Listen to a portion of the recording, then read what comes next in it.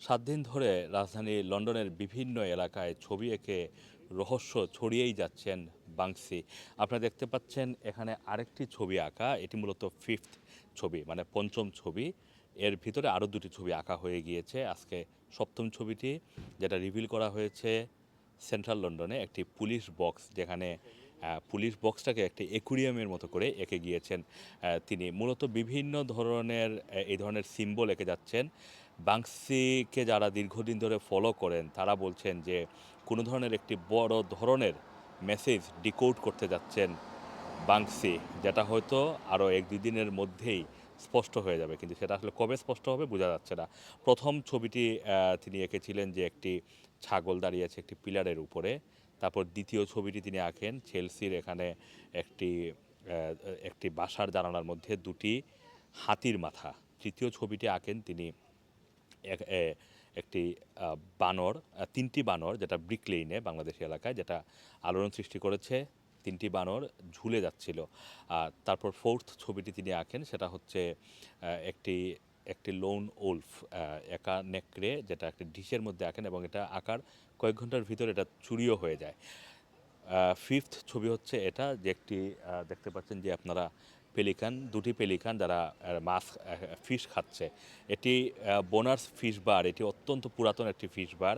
এই ফিশ বারের সাইনের মধ্যে কিন্তু ফিশের ছবি রয়েছে এবং সেই ফিশের ছবিটার সাথে মিল রেখেই বাংসি এখানে দুটি পেলিকান ফিশ খাচ্ছে এই ধরনের একটি ছবি এঁকেছেন। তারপরে আমরা দেখলাম যে আরেকটি ছবি তিনি এঁকেছেন, যে একটি একটি পুরাতন বোর্ডের উপরে একটি বেড়াল, যেটা বোর্ডটাকে আংছে ধরছে, এই ধরনের একটি ছবি। এবং তারপরে আজকে 7 নম্বর ছবি দেখলাম যে সিটি অফ লন্ডনের একটি পুলিশ বক্সে। বাংসি মূলত এমন একজন গ্রাফিতি আর্টিস্ট যাকে এখন পর্যন্ত কেউ দেখেনি। কয়েকজনকে ধারণা করা হয়, কিন্তু তারাও আজ পর্যন্ত স্বীকার করেননি যে তারাই বাংসি। তার ছবি মিলিয়ন মিলিয়ন পাউন্ডে বিক্রি হয়। তার একটি ছবি লাভ ইন দ্য উইন, যেই ছবিটি বিক্রি হয়েছে প্রায় 19 মিলিয়ন পাউন্ডে। তার অনেকগুলো ছবি আছে যেগুলোর মূল্য 10 মিলিয়ন পাউন্ডের উপরে। আবার আরও অসংখ্য ছবি আছে যেগুলোর মূল্য 1 মিলিয়ন 2 মিলিয়ন পাউন্ড। বাংসি মূলত প্রো ইমিগ্র্যান্ট। তিনি চান এই দেশে অভিবাসীরা আসুক। তিনি যখনই বিশ্বের যে কোনো দেশে যেখানেই বড় ধরনের ক্রাইসিস তৈরি হয়, তখনই বাংসিকে আমরা তার চিত্রকল্পের মাধ্যমে, গ্রাফিতির মাধ্যমে সরব হতে দেখি। বিশেষ করে আমরা যদি দেখি যে ফিলিস্তিনিতে তিনি অনেক ছবি এঁকেছেন। এরকম ছবি, একটা ছবি খুবই বিখ্যাত, যে একটা যুবক একটি ফুল ছুঁড়ে মারছে, বোমার বদলে ফুল ছুঁড়ে মারছে।